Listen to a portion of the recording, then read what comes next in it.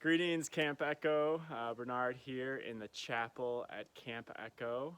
We've got a beautiful fresh coat of snow here at camp. The lake is starting to freeze. It's not quite there.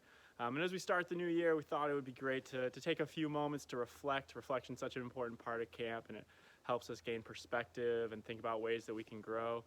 So as we start this new year, we just thought it would be nice to give you a moment here in the chapel virtually to reflect a little bit on the challenges of the past year and our collective hopes for the year to come, which certainly include getting back to running a lot of amazing youth camp programs this summer. We hope that we'll be able to see you there.